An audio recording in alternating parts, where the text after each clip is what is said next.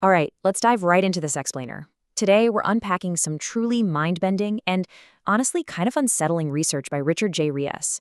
He's diving deep into something called recursive AI failure. And spoiler alert, he's proposing a radically different, literally physics-based solution for the future of artificial intelligence.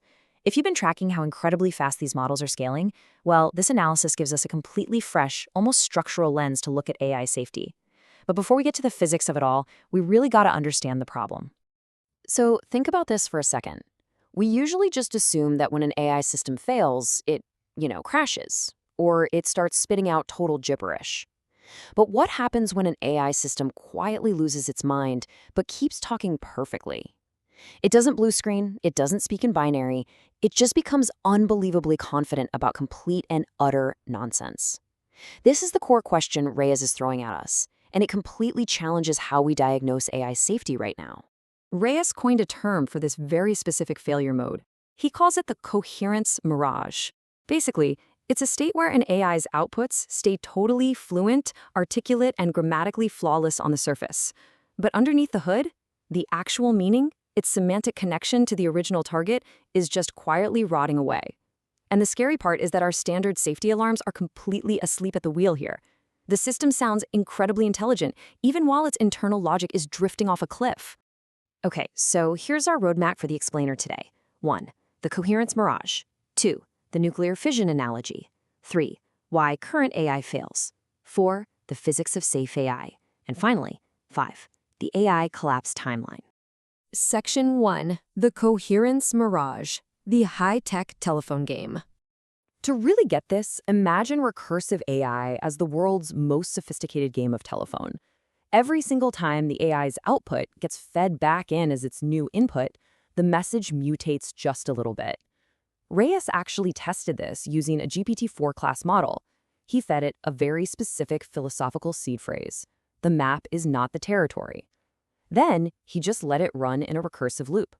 The AI had to summarize the phrase and then summarize its own summary over and over again, just to see if the meaning held up over multiple generations. Now, the data from this is wild. As you'll see, the cosine coherence score ominously plummets from about 0.85 down to 0.65 in just the first 10 turns of this telephone game. And while that's happening, the collapse score completely spikes. It was basically acting as a countdown to criticality. But here is the craziest part. Throughout this massive drop in actual meaning, the AI's grammar and surface-level fluency didn't degrade at all. It was still speaking perfectly. Which brings us to a really critical threshold: 20 to 30. Reyes' experiments showed that within roughly 20 to 30 recursive generations, the AI hits total semantic collapse. We're talking losing 40 to 55% of its original meaning. Without some kind of external anchor, the system effectively mutates its own target until it's completely unrecognizable. Moving to Section 2, the nuclear fission analogy, mechanics of recursive drift. To truly wrap our heads around how severe this is, Reyes argues we actually need to think like nuclear physicists. And this comparison is brilliant. He mathematically maps a symbolic recursion system in an AI directly to a neutron fission system in a nuclear reactor.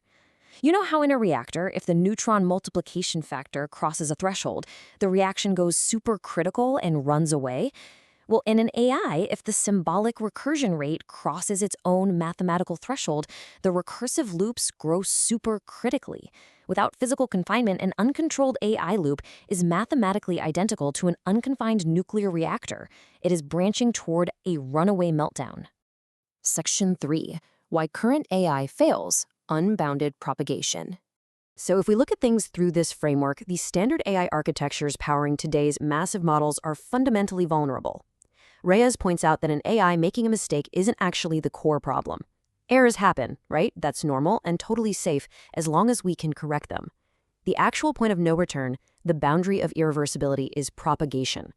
Things get dangerous exactly when the AI replicates its own errors faster than an external system can step in and patch them.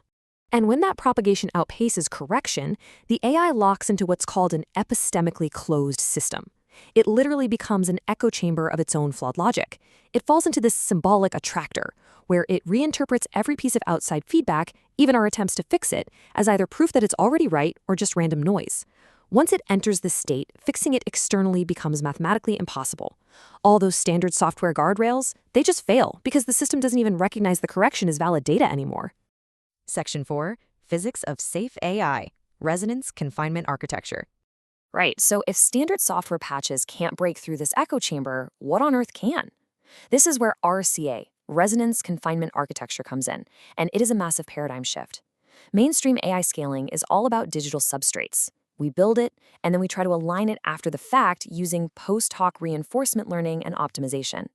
RCA flips that entirely. It argues that superintelligence has to be grounded in actual physics. We're talking about using physical laws like curvature feedback and energy bounds to align the system intrinsically at the architectural level, rather than just slapping some digital software guardrails on it later. To actually build this, RCA relies on some serious heavy-duty elements, things like wave confinement theory bounds, curvature feedback loops, and explicit entropy regulation. You can basically think of these as the physical control rods for our AI reactor. And the most crucial piece here is the confinement termination principle, paired with a physical symbolic kill layer. I love this concept. Think of the kill layer as the ultimate unhackable circuit breaker.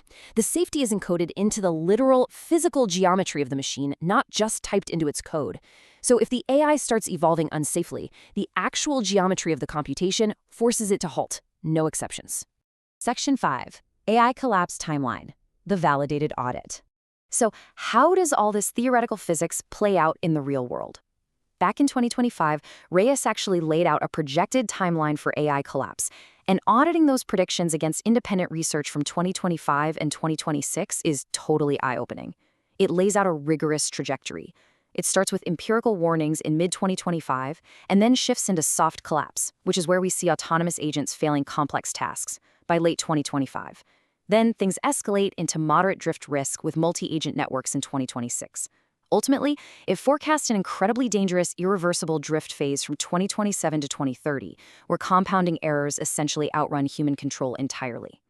Well, how did those predictions actually hold up? The audit lays it out pretty neutrally. The core mechanism of recursive degradation, stuff like model collapse from training on recursive data, has absolutely been verified by multiple independent studies. We've also verified failures in autonomous agent tasks. The idea of multi-agent drift has been formally defined in recent literature, so that gets a partial verification. Now, it is important to note that the really extreme late-stage stuff, active misalignment and unstoppable runaway drift, those are still future hypotheses. The warning signs are clearly flashing, but the final apocalyptic outcome hasn't been proven just yet. All of which leaves us with this final, really provocative question straight from Reyes' conclusion. As we keep pushing the limits of AI, we have to ask ourselves, is the path we're on right now just a choice between faster or slower technological progress? Or, if we fail to actually anchor superintelligence to the physical boundaries of reality, is it a choice between understanding and extinction? It's a massive, heavy question, and it completely challenges everything about the current trajectory of AI. That's it for this explainer. Thanks so much for hanging out, and we'll catch you next time.